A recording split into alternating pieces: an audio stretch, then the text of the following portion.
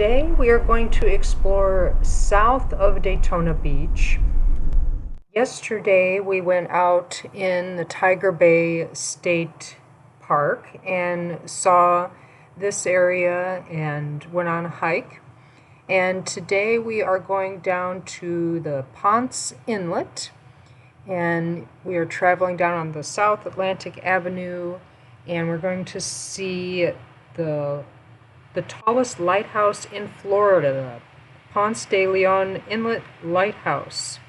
And we're also going to see the Marine Science Center, and that's something that has a small fee to get into, but it's worth it to see it. It's cheap, like $4 or $5 to get in, depending on your age. And it's a good thing to do if it's chilly out or a rainy day. And first stop is the lighthouse up ahead here.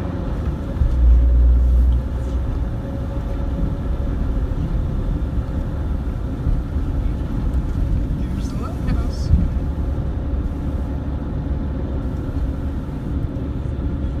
Alright, we are almost there. We are almost to the Ponce de Leon Inlet Lighthouse. It is the tallest lighthouse in the state of Florida, one of the tallest in the United States. There's also a museum that costs to get into, but to view the lighthouse from the outside is free and walk around in the park.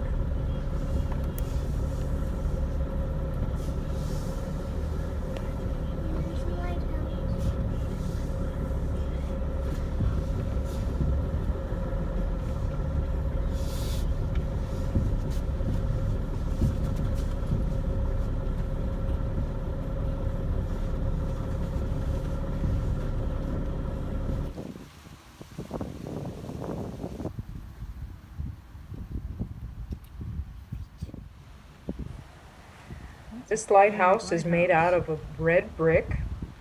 Its height is 175 feet tall.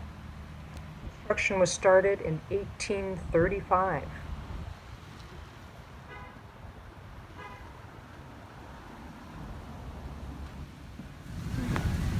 Nice little park here, the Veterans Memorial Park. Some benches and picnic tables, gazebos.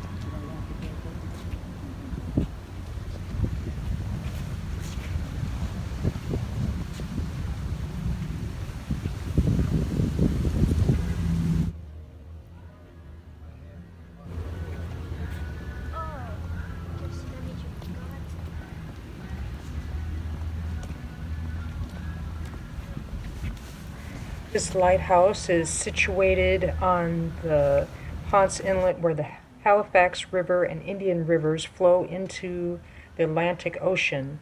It was added to the Historic Registry in 1998, and it is something you can look at it for free on the outside, but you can do the tour, which is actually very reasonable, $6.95 for adults and $1.95 for children that are 11 and under.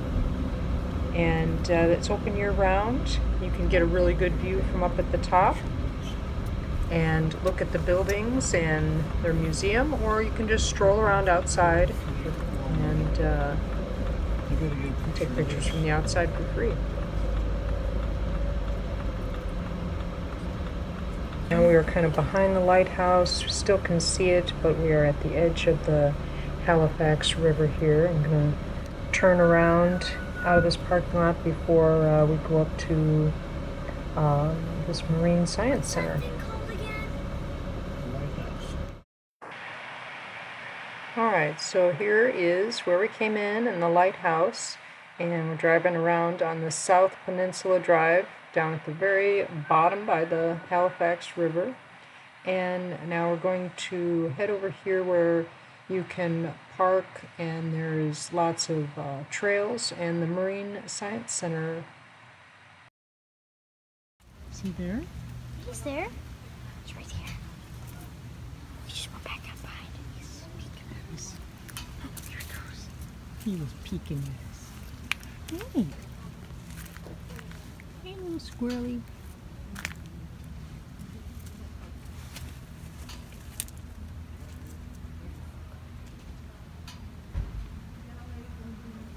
nice pose.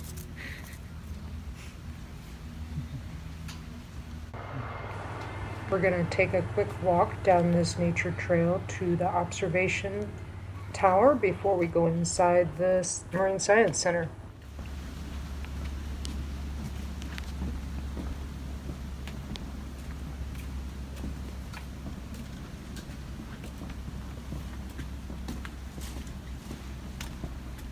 All right, we're almost out to the observation platform.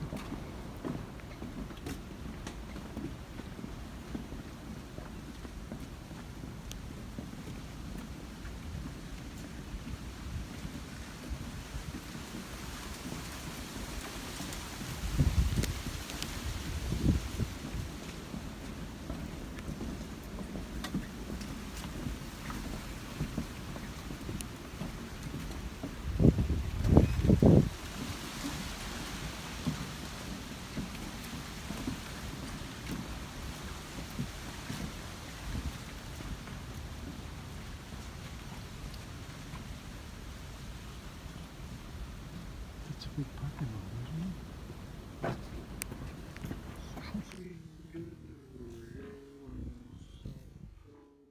Get dengue fever from the mosquito bites. Oh.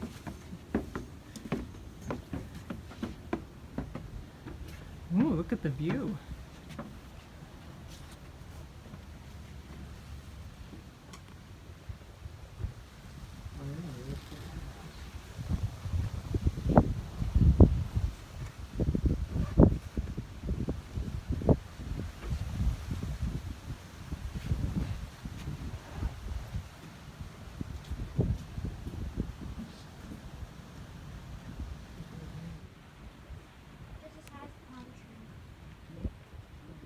It's just a road.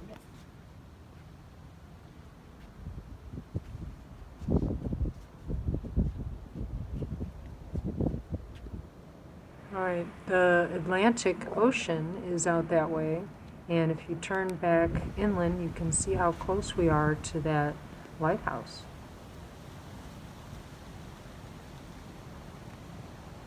Yeah, you can hear the ocean over here. You hear the waves, just can't quite see them.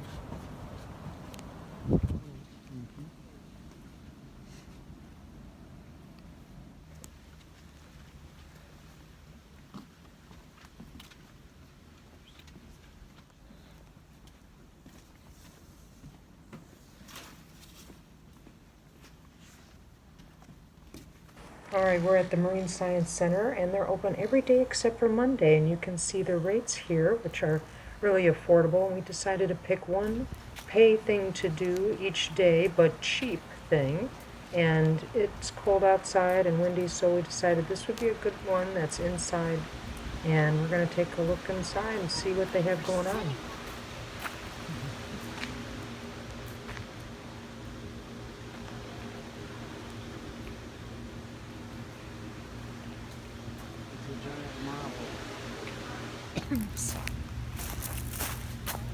Looks like giant vertebrates. I don't know.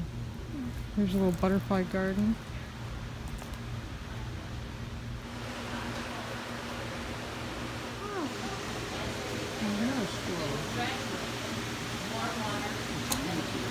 That's a manatee.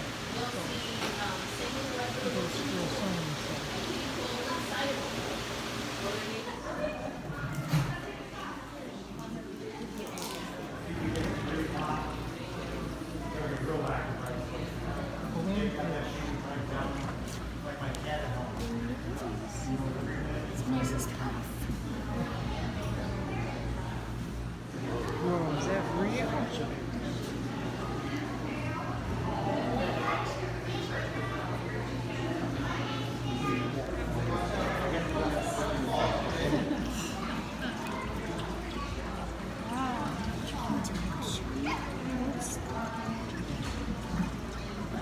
Let's see. There you go, reach over. Touch that. Should have walked the tip of the tail. It's just a friend, that's okay. Oh, you come back? Come on.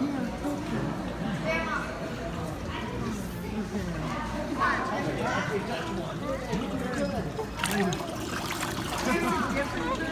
is an Atlantic, yeah. These are common old patterns in Atlantic.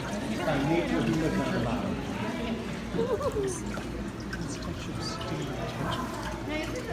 Two fingers go about this deep in the water. Let them come to you, okay? They will come.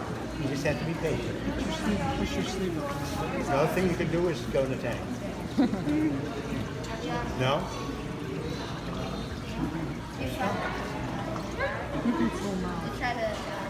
Keep your hands in so they know you're there. Oh, come on, girls. They're all girls. What can I say? Oh, there she is. Touch her. Touch her. There you go. Just touch her. Pretty good. I felt like meatloaf.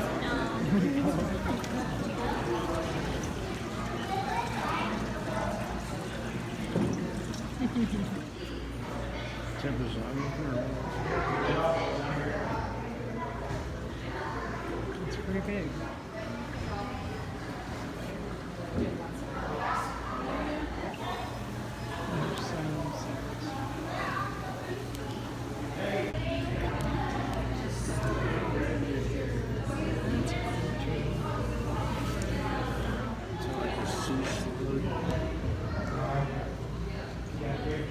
Is that a sea cucumber? I don't know what that is. It does look like a sea cucumber. Oh, I've always wanted Pretty. to touch a sea cucumber.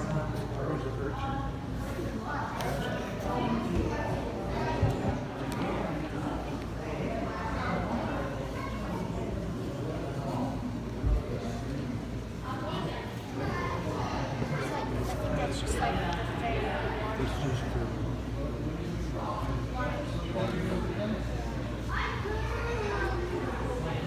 little type of fish.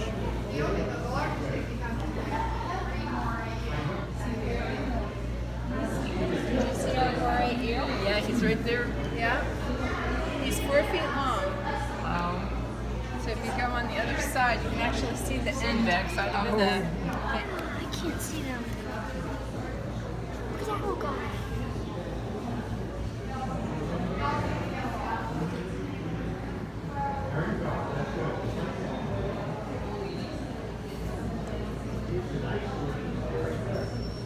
Looks like a dead lobster.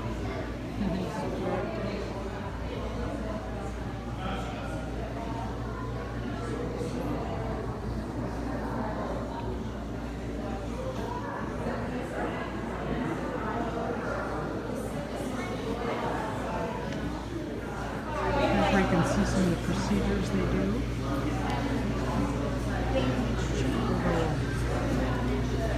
Operating room. So I fished this. I fished like 5, 7. Because I have some inshore boats, so I really don't go. And I think that's why they did this, so that it's accessible to. I think that's Yeah, there's shrimp in there.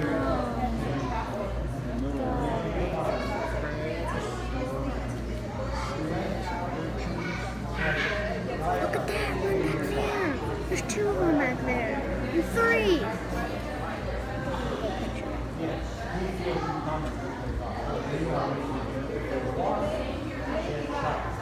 Look how big this fish is down here.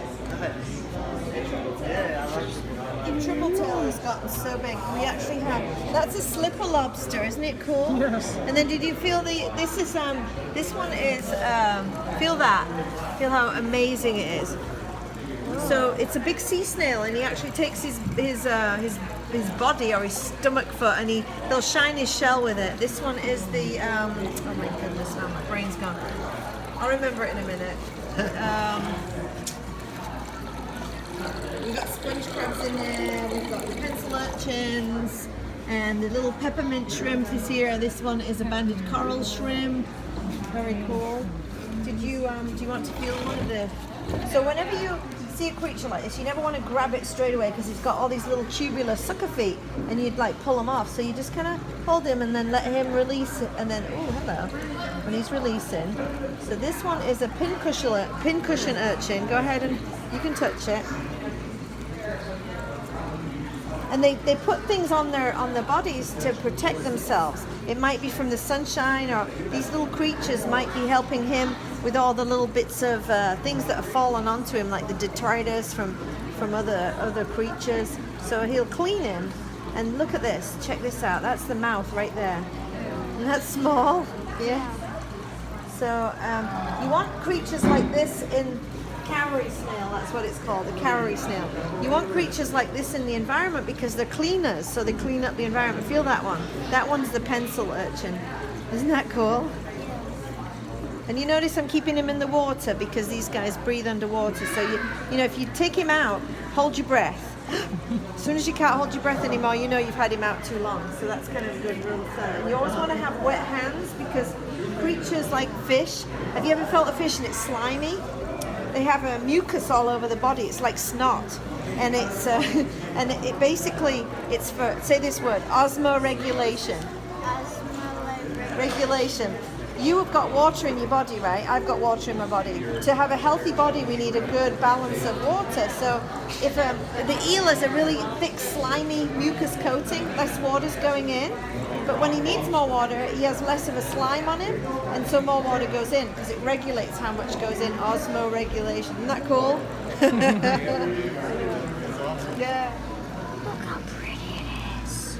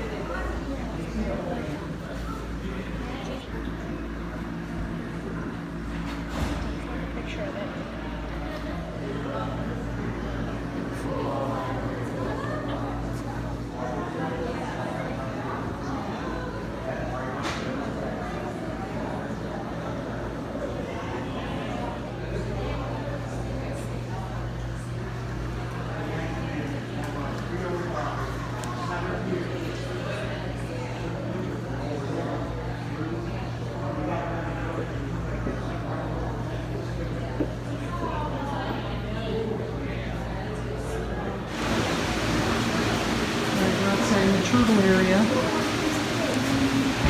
Oh, salvation. Out here. It's one turtle in that whole tank. Look at it, it's a pillow thing.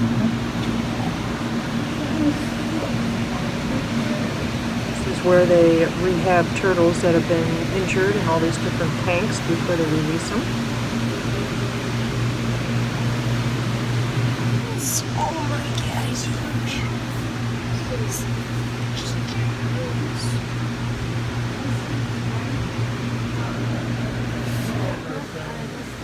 Look at how big he is.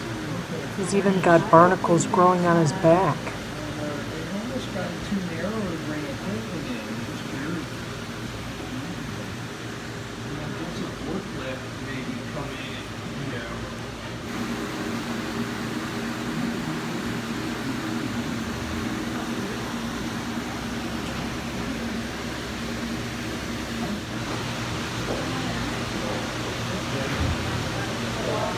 Leatherback sea turtle can weigh up to 1,300 pounds and go 8 feet. Besides doing this sea turtle rehabilitation, they also do birds. It was too cold for the birds to be out today, but if you find an injured bird, you can bring them in and they will fix them up. I'm going to watch a quick presentation with a live bird here.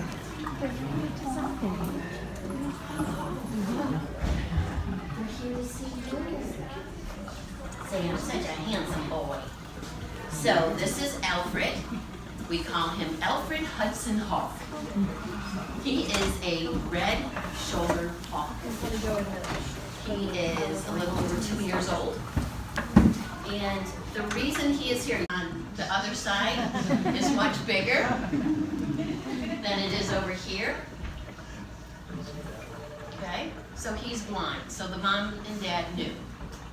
I can't help you. You're not going to be able to hunt because they need that vision. There's 3 things that make a raptor. The large eyes, the curved beak and these amazing talons that they hunt with. So their eyes need to be really big because they need it for depth perception. But if they only have one, they crash. They can't see properly. But over each eye, they have like a ball cap, a visor over each eye. And that's to help with glare, sun, whatever the case may be. It's just going to help them with that vision. Now their eyes are set, meaning their eyes do not move. Like us, we can move our eyes. They cannot. So it is so important that they have both eyes for their vision. That's it for the Marine Science Center. We're going to head back up to Daytona Beach and take some pictures of the sunset and watch for our next video as we explore some more in the area. Free things to do.